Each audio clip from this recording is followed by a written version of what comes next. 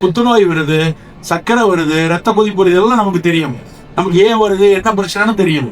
ஆனால் எல்லா விஷயமும் தெரிந்தும் மறுபடி நாம் அதிகரித்து கொண்டே, நம் சமூகம் அதிகரித்து கொண்டே இருக்கிற நோய் மது வெளி நோய்.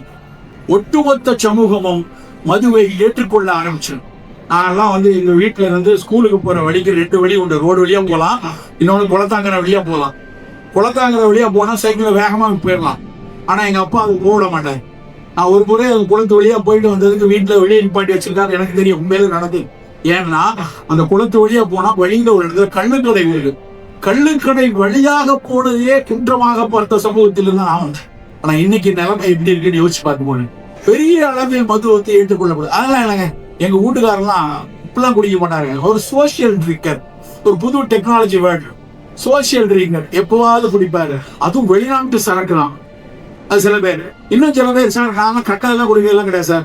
ஒன்லி ரொம்ப ஸ்மாலா அளவா குடிச்சா, கொஞ்சமா குடிச்சா கெட்ட கொலஸ்ட்ரால்லாம் குறையுமாவே அப்படின்னு ஒரு வேற. எந்த மருத்துவ பத்திரிகையும் அது கிடையாது. எந்த மருத்துவ உலகிலையும் கொஞ்சமா குடிச்சா கெட்ட கொலஸ்ட்ரால் குறையும் ஒரு பெரிய ஸ்டடி எல்லாம் எங்கேயும் கிடையாது. இன்ஃபேக்ட் பிரிட்டிஷ் மெடிக்கல் ஜேர்னல் ஒரு ஜேர்னல் இருக்கு, மருத்துவர்களுக்கு தெரியும்.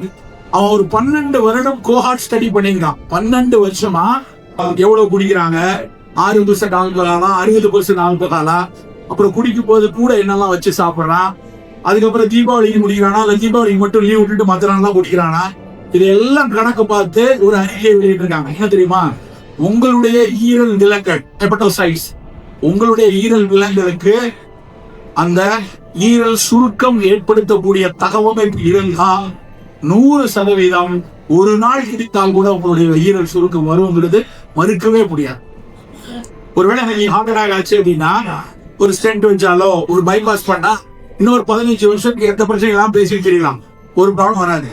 ஆனா ஒருவேளை டீகாம்பன்சேட்டட் லிவர் சிரோசிஸ் ஒரு டிசீஸ் இருக்கு, ஈரலை சுருக்க வைக்கக்கூடிய, மதுவினால் ஈரல் சுருக்கம் வரக்கூடிய ஒரு நோய், அந்த டீகாம்பன்சேட்டட் லிவர் டிசீஸ் வந்ததுன்னா இன்னைக்கு இருக்கிற ஒரே மாற்று ஈரலை மாத்தணும். அதுக்கு யாராவது அண்ணனோ தப்பியோ ஒரு கொஞ்சம் ஈரலை பிச்சு ஒரு கொடுக்கணும், இல்லைன்னா இறந்து போன ஒருத்தர் ஒரு ஈரலை கொடுக்கணும். அண்ணனோ தம்பியோ இட்லியை கூட பிச்சு தர மாட்டான், அவன் ஈரலை பிச்சு தருவானான்னு யோசிச்சுக்கோங்க.